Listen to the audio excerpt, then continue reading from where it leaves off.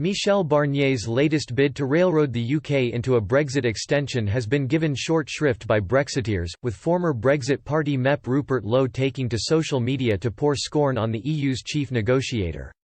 Meanwhile, Robert Olds, director of pro-Brexit think tank the Bruges Group, also suggested Mr Barnier had zero prospect of persuading the UK to delay the process beyond December 31, the day the transition process comes to an end. Speaking during a meeting of the European Economic and Social Committee, Mr Barnier accused the UK of asking for too much in ongoing negotiations aimed at thrashing out a free trade deal. He added, "We are in favour of an extension, particularly given the current circumstances."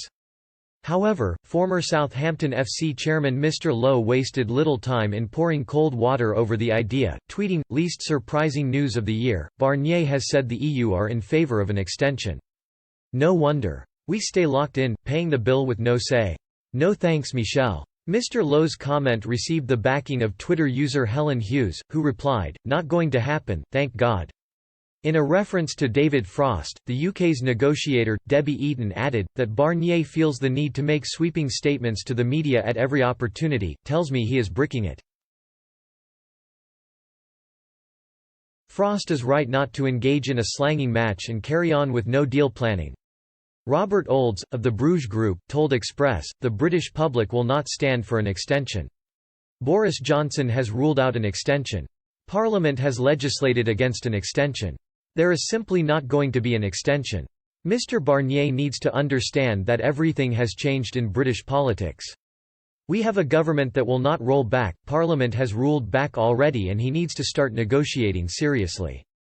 Under the terms of Britain's exit from the EU, both sides need to reach a deal by the end of October, leaving about 4 months for an accord." Speaking today, Mr Barnier urged the UK to adjust its demands in the 4 months which remain prior to that deadline. He said, "The truth is that in many areas Britain is demanding a lot more than Canada, Japan or many of our other trade partners. In many areas it is looking to maintain the benefits of being a member state without the constraints. It is looking to pick and choose the most attractive elements of the EU single market without the obligations.